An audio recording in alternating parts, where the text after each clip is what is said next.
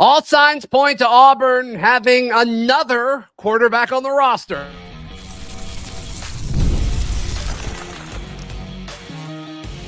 You are Locked On Auburn, your daily podcast on the Auburn Tigers. Part of the Locked On Podcast Network, your team every day. Yes, welcome on into Locked On Auburn, your daily Auburn Tigers podcast. I'm your host, Zac Blackerby, and thank you so much for making Locked On Auburn your first listen every single day. We're dapping it up with the Darrell Dapprich, Montgomery radio legend, hanging out with us. And Darrell, all signs are pointing to Matthew Caldwell, the former Troy Trojan quarterback, to join Hugh Freeze and the Auburn Tigers roster. Got some nugs for you. So, first of all, obviously this is made possible because of the Tanner Bailey situation. Auburn needed 4 quarterbacks in the room, wanted 4 quarterbacks in the room. Matthew Caldwell, a kid that graduated from Auburn High School. Right. Started his career at Jacksonville State. Mm-hmm. Then he went to Gardner-Webb. 2 years. Then he went to Troy last year and was number 3 on the depth chart at Troy last year. Okay. So ends up 2 guys get hurt. He makes his first start at all places at Iowa. Throws a 60-yard touchdown pass at Iowa. Moment not too big for Mr. Caldwell. Steps in, plays well. Well, down the stretch, 5 games. Troy goes 3-2.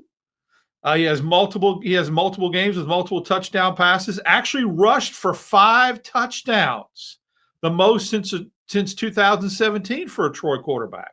Okay. So coaching staff pretty high on him at the end of last year. Felt like he was pretty good diversity-wise at quarterback, could run it and throw it. Yeah. Now, his numbers don't jump out at you. I think he threw for about 1,300 yards. He did have 13 touchdowns, but a high interception. Yeah, 1608 through the air, 13 touchdowns, 8 picks, got sacked 11 times.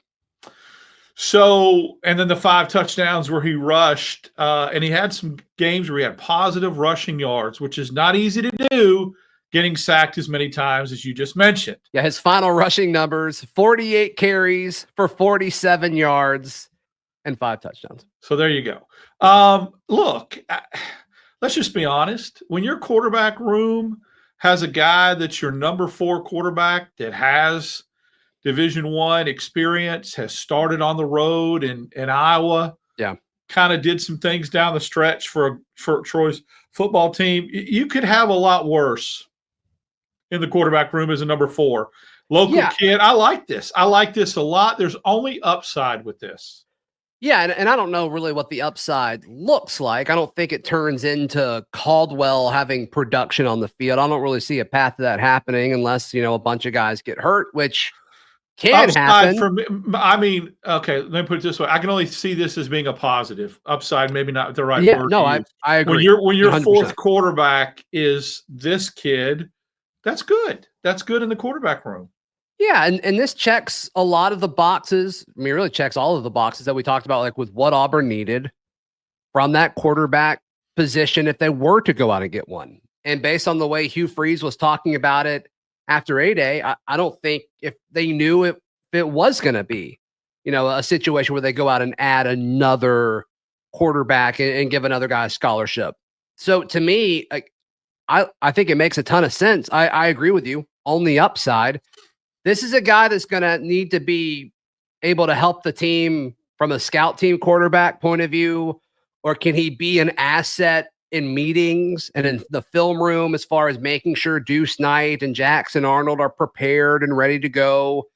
Ashton Daniels, I think, is going to be a big part of that as well. I think Ashton will play, but it's just we've talked about this before throughout the spring window. They have done a great job of getting guys that were contributors or starters at their previous spot and filling holes in the roster. And normally I would say they're, they become go from starters to role players on Auburn's roster, but I don't really know if Caldwell's going to be a role player. I mean, I guess he will off the field, maybe in practices and throughout the week, but I'm with you. There's no downside to this. I'll put it in perspective for you. This year, Auburn goes into its season with its 4th string quarterback having 5 more starts against Division I opponents and one more start against a Power 5 opponent than all of Auburn's backups did last year combined. It's perspective. It's how you look at it. Think about it. Hank Brown, zip. Walker White, 0. This kid is your 4th string quarterback, and he has 5 more starts than those guys did combined. Wow. So when you look at it that way, you're not talking about him making any kind of impact on the field, I don't think, or having any kind of contribution. But still, when you go down the pecking order of quarterbacks, that's what you have as your 4th stringer. Yeah. Yeah. And obviously, Ben Taylor brought this up when we talked about it yesterday, but from a scout team point of view, which is important, I'm not like just sweeping that under the rug. I'm just saying we don't see it.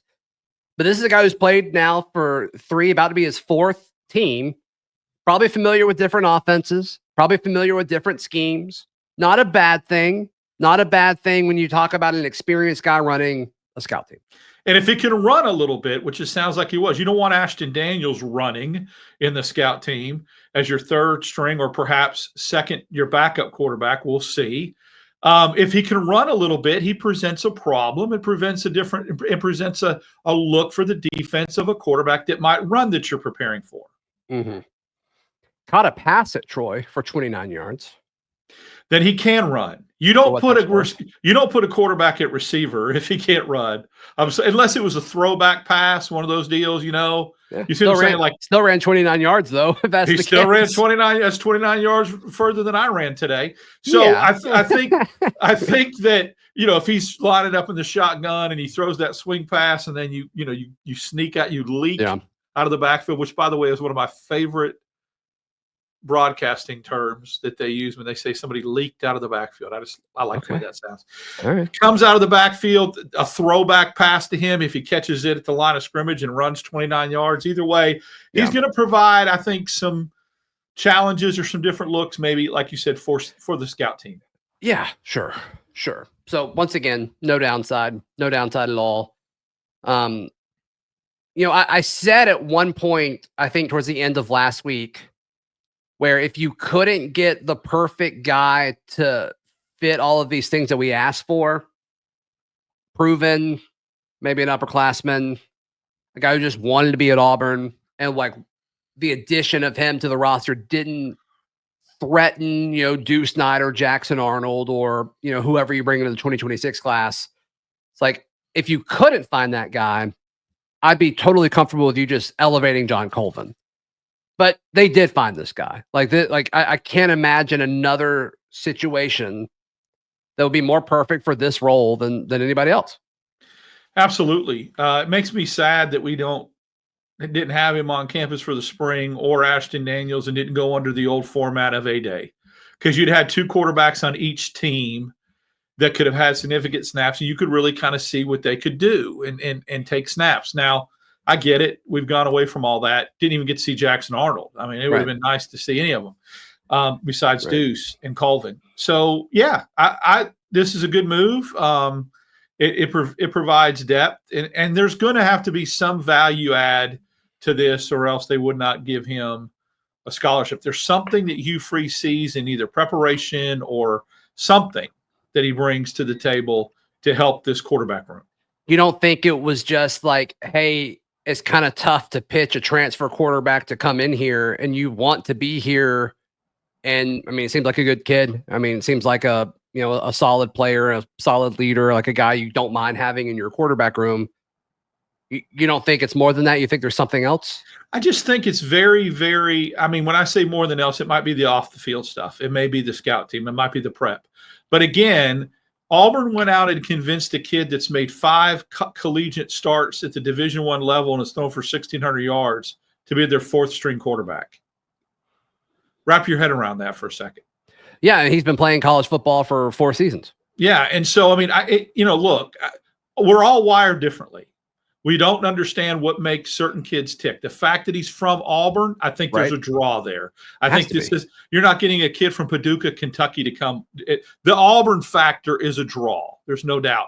But if I'll go back in time and I'm 22 years old and I have 1 more year of eligibility left, I'm going to try to find a place that I can go and start, especially if I've thrown for 1,600 yards in my previous stop. it speaks volumes that this kid is comfortable coming in and playing the role that he does. Yeah, and it's I mean, this is a no-brainer for Hugh Freeze, and so hats off to him for making this happen. So Auburn got ranked really high on the latest top 25. We talked about it a ton yesterday, but I want to hear your thoughts on this. Because the more actually I've thought about it, the crazier I think it is. So let's jump into that in just a second. Right here on Locked On Auburn.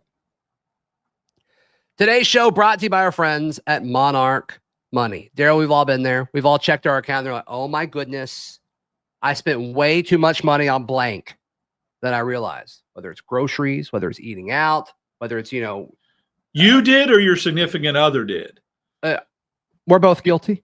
There you go. We're all guilty at different points. When I say I'm speaking in general terms, right? I say Leah's out here catching strays from. No, Darrell. I'm not saying Leah specifically. Like when I say like we, when you mean everybody or your significant other, that's meaning genuine blanket statement. No, I can't wait to tell her that you called her out mid live read. 100%. Your significant other means just in generic. The general terms. you, yes. Yes. Monarch Money isn't just a budgeting app. It's a complete financial command center. You can track all of your accounts, investments, and spending all in one place. So you stop just managing your money and start building wealth. Take control of your finances with Monarch Money. Use code LOCKEDONCollege at monarchmoney.com for 50% off your first year. That's half off at monarchmoney.com using promo code LOCKEDONCollege. Thank you so much for making Locked On Auburn your first listen every single day. So Andy Staples, earlier this week, he puts out his post-spring top 25. Of course, Andy Staples is with On3. He has the Auburn Tigers as the 13th ranked team currently in all of college football. So Andy Staples, like we did this show a year ago, Darrell, where he was pretty high on Auburn last year, had him at 21, I think is what we said yesterday. And Auburn underachieves. And he moves them up even more. So clearly, Andy Staples believed in what Hugh Freeze is doing. And you can see all of the talent in the multiple top classes, whether it's through the portal or through the high school ranks. From a talent standpoint, it makes total sense.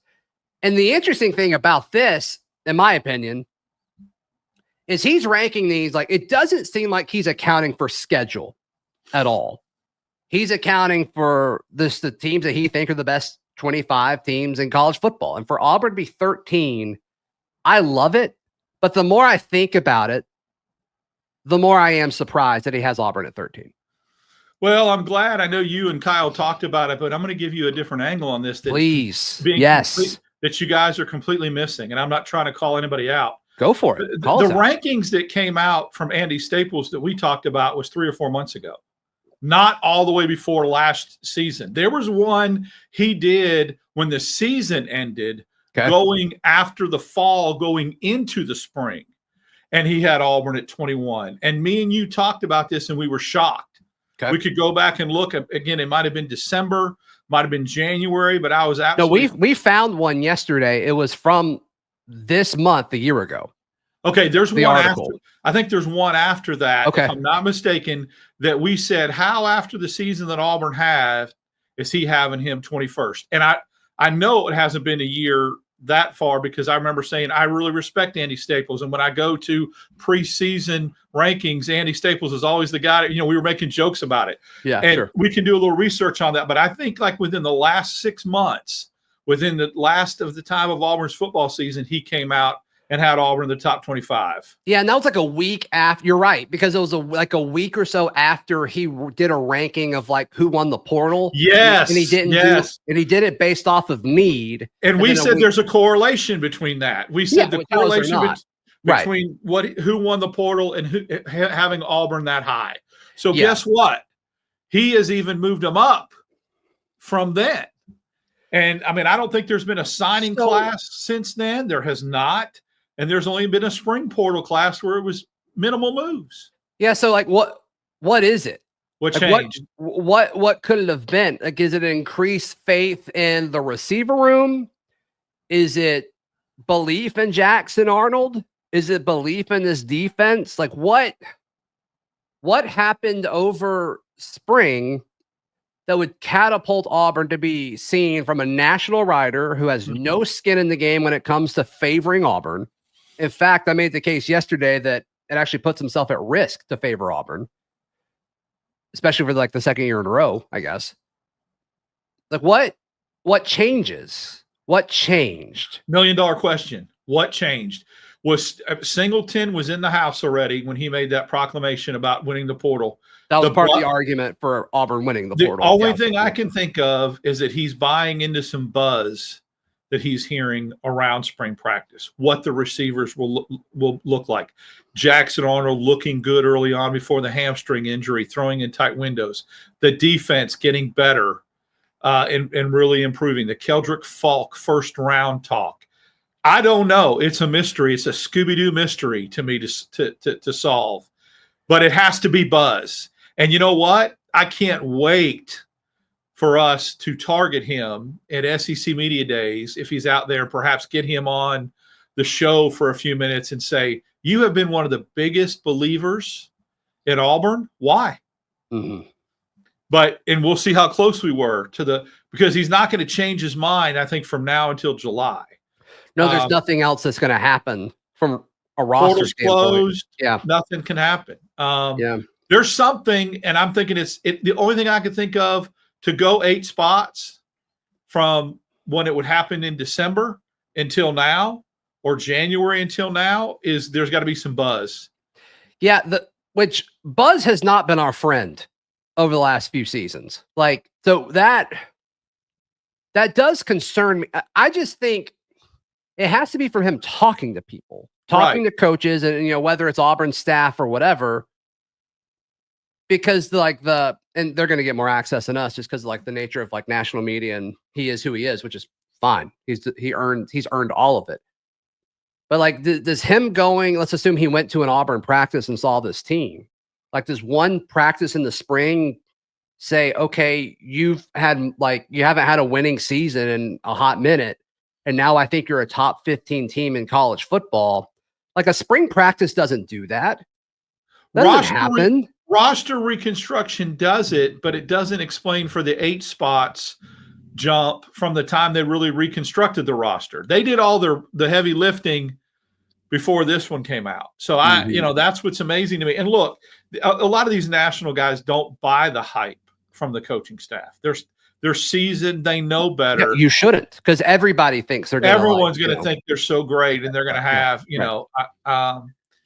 although I rolled my eyes at Clark Lee last year at SEC Media Days, and boy, did I have to wear that one. Now I still have thoughts on that, but so do it without Diego. Yeah, that's true. He's not buying in though to the hype that he's not buying what the coaches are selling. There's something he is getting from industry people that are unbiased, or there's something he's seeing with his own eyeballs. Yeah, or both. We didn't see Singleton with our own eyeballs. We didn't see Jackson Arnold. Others did. And we've talked to people who have gone to a lot of practices, and they're happy with most positions, it seems like. So maybe that's part of it. But and he's not a homer, he's not. But a guy. It does surprise me though. Some of the teams that aren't on there that Auburn plays, no Oklahoma, no Texas A&M, is wild to me. It's wild to me. Other observations about it next, right here on Locked On Auburn.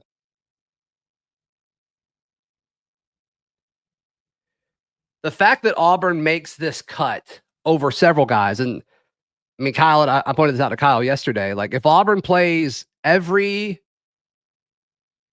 if we just assume that Andy Staples' top 25 is 100% accurate, it's the best preseason spring prediction ever.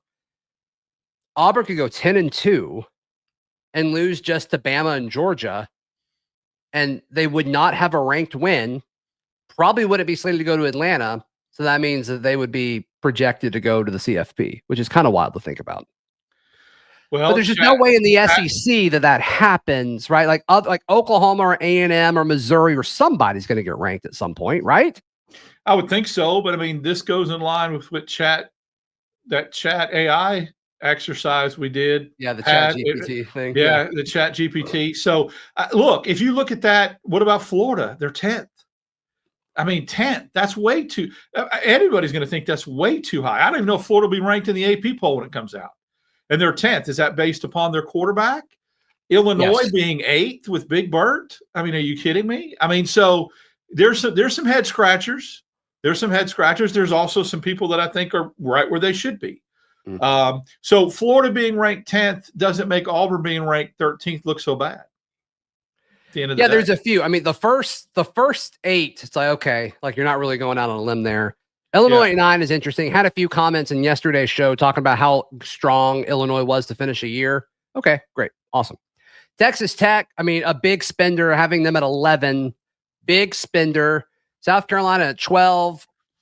A lot of people are high on Beamer right now. A lot of people high on Lenora Sellers, which I think he's a really good quarterback. South Carolina is kind of the trendy pick right now. But like, he's got Auburn ahead of LSU. And that's just wild to me. That's ahead of Michigan. I mean, so who really ended the year pretty good. Beat Ohio State, beat Alabama. Right. So yeah, between him and the Chat GPT, who knows? Buckle up.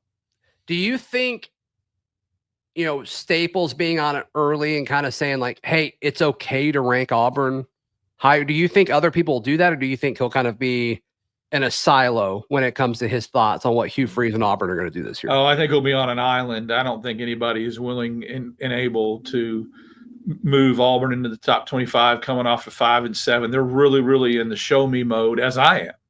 And we cover Auburn. I'm in the show me mode. I'm not. If someone asked me where I would rank Auburn right now preseason, I wouldn't. That may change in a few games. Let me see a few games. Show me. And then we'll have this conversation. Do I think Auburn's a better football team this year than they were last year? Absolutely. Do I think they'll win more games? Absolutely. Yeah. But I'm not ready to put them. I mean, I would take 13th in the country right now because you're knocking on the door. Yeah, don't even play the season. Like, I'll take it. I'll take 13th. I mean, if you're 13th, like you said, you have to have won 9 or 10 games. I think you could get to 13th winning 9 games in the regular season because you're talking about playing. But once again, though, like this poll does not account for schedule, and it doesn't account for like projection. It's just he thinks Auburn's the 13th best football team right now, which is crazy.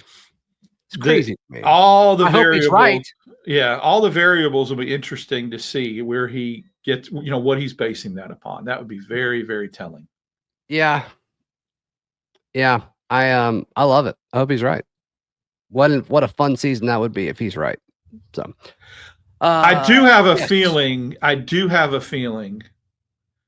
and it is just a growing sense that this is going to be a fun season.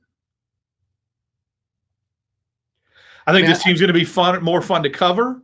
I think it's going to be more fun for the fan base, and I think there's going to be more excitement and just enthusiasm than there has been the last couple of years, even 2 years ago when Auburn had some rough stretches during the regular season. Yeah, and the way the schedule is built out is if you just survive those first 3 road trips, if you go 2-1, whether the 2 are against Baylor or Oklahoma or Texas A&M, I don't care. I do think if we lose to Baylor, we're all going to freak out. I do think that'll happen. Oh, yeah. That's going to create panic. Panic will set in if Auburn can't beat Baylor. If Auburn loses to Baylor, it's going to be bad. But if they could, if they beat Baylor and then, split against Oklahoma and Texas A&M, you do what you do against Georgia. Then after that, every game is winnable. Every single one of them. This Baylor game reminds me so much of some of the games Auburn's played in the past to open the season. That's Oregon for the season, Washington, Washington State, Louisville. The only one of those they really lost was Clemson, and the season just went in the crapper after that. But they've won a lot of these. Yeah, this reminds me a lot of the Louisville game. I think Oregon and Washington and it reminds me a lot of the Washington State game. Washington State and Washington State and Auburn that year were very equally yoked. Coming into the season, Auburn ended up playing for the national championship. But so yeah, this has the look and feel of all that. Yeah, I agree with that. I agree with all that. Darrell Dapprich, how can people check out everything that you've got going on? Follow me on X, DAP6410, Instagram, Darrell Dapp, Wednesdays and Fridays with you here on Locked on Auburn, and then Sunday nights on the Barn, the Top Button podcast with our good friend Kyle Rush and you. We go live at 8 o'clock. Yes. Always love having you guys stop by over there. Please like the video. Please subscribe, and we'll see you next time. This has been Locked on Auburn.